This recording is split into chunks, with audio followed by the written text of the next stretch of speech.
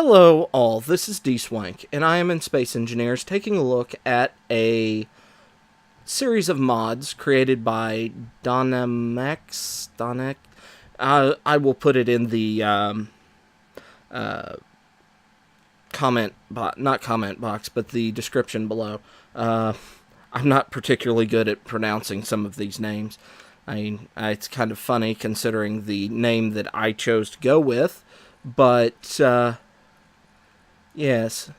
Anyway, what we have here is some new resources, 4 new resources, some new blocks that use new resources, and basically they're the original blocks, but better, with different resource costs, and planets for where to find said new resources, which I'm lost a planet.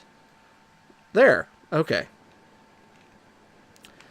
Now, we have the raw spice, which corresponds to that Dune-looking planet.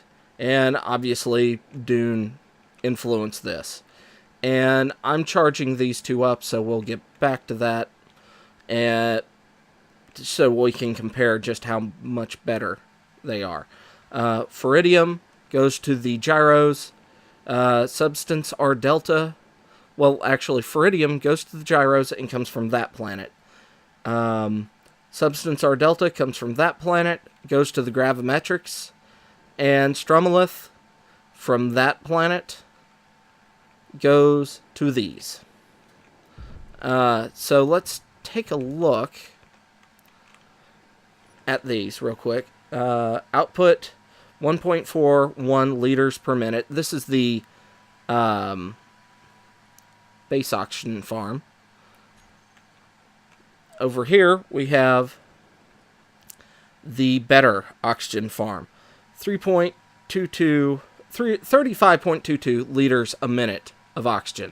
So, I mean, it's kind of obvious which one functions better. Now, over here, we have our gravity generators.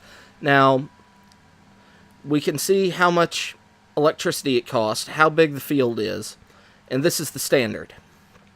Now, this is the RD. You can see how much required, how much is currently input, which is, I think that might need to be worked on, and how big the field is. The reason why these have the same field size, this one's just more efficient, is because that is a hard scripted feature. And he has said he's avoiding scripts, or rewriting scripting. So here's the spherical, and it maxes out at 400 meters. This is the upgraded spherical, and it maxes out at 1 kilometer. So that one obviously doesn't need the scripting that this one does. Now, this one, this is the virtual mass block. I have it turned off so I'm not screaming through space at the moment. But I'm not sure how much power it needs. That's probably how it determines percentage better, because not percentage, but multiplicity better.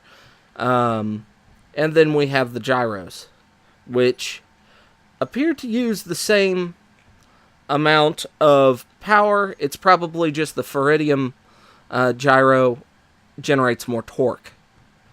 Now that we have the jump drives fully charged, let's take a look. Okay, this is the vanilla jump drive. Fully recharged, not quite fully recharged. So we'll talk about some other stuff for about 50 seconds. Okay, well, let's talk about Shift F10, what they're named in your spawn menu. You have Oxygen Moon, which is the Stromalith, Spice Planet, which is the Dune planet off to the right on the screen, R Delta World, which is the green one, And then you have Mag Planet. And that's the Mag Planet over there. And I will shortly be traveling to them to show them off. 5 seconds. And this will be fully charged. So 20,000 kilometers at full charge. We have required input, stored power, things like that. Now this one should be done. 20,000. Max jump to... Okay, that's because the other one's on. Okay. Off. Okay. 50,000. So this is just an outright 25 times further jump drive in one block. And you gain the resources. Let me grab my welder. There. Takes 4 refined spice components. This one takes 1 stromalith plate, 9 R delta gravitational thingamabobs, and this one takes 6 crystallized ferridium plates. Now let's look at the resources required to produce those. Stroma plate, quite a bit of stromacite, fair amount of all the other resources. Not an insane amount, but fair amount. Platinum's going to be a little costly.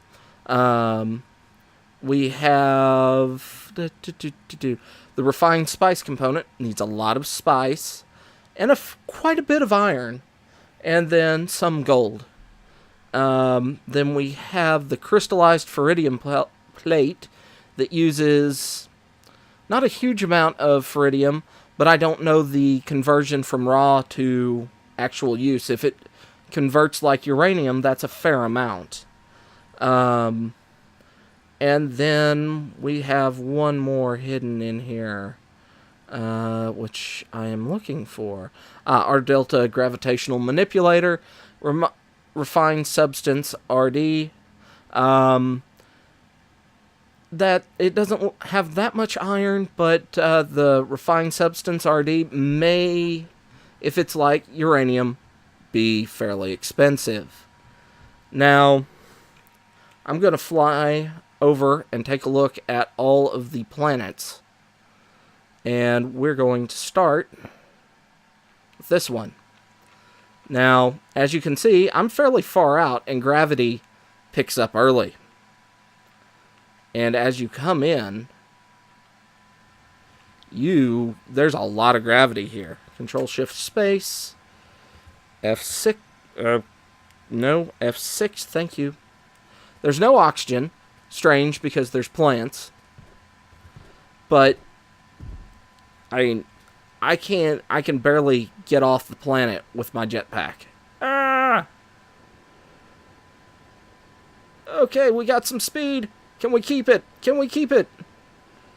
Ah! No. No, we're losing it. We're losing velocity. No, we're not. We're getting it. Apparently it's going to take quite a bit to get off this planet because of the gravity. You have to have a lot of thrust. So, and there's no oxygen. So you're going to have to, which is strange with trees, but I'm not going to argue with it. So you're taking off from this world is going to be difficult. Getting the resources is going to be difficult. You're going to have to build a good, strong ship capable of shoving your way out of here, which is going to be costly. So, and I'm finally at a point where it's pulling away. So let's go back to this view as my character plummets back in and go over to this world. This spiky world of doom. This is the Ferridium world. And actually, it's my favorite so far. You've got this pink glowiness here. and you've got these huge mountains. And it looks cool to me. It looks so much different than normal. But because of the mountains, you have this weird feeling like you're not moving at all when you're going fairly quickly. I feel like I'm just crawling. And I'm pretty sure it's not my simulation speed. Yeah, my sim speed is pretty good. And I just got all confuzzled on what was going on when I hit the mouse. But yeah, this is a very interesting world, and could be a fairly challenging world to mine on because of it. You could also do some fairly interesting things, like building a base on the top of one of these mountains, and you might be able to have an ion thruster craft be able to fly around because there's no atmosphere. So this is kind of a cool mod. And I'm flying better now that I landed, and I don't understand why. But yeah, this place is kind of cool, and I like it. So let's jump back into spectator view. Fly out, find another planet. Let's go to this moon, the oxygen moon. It has very low gravity, but oxygen.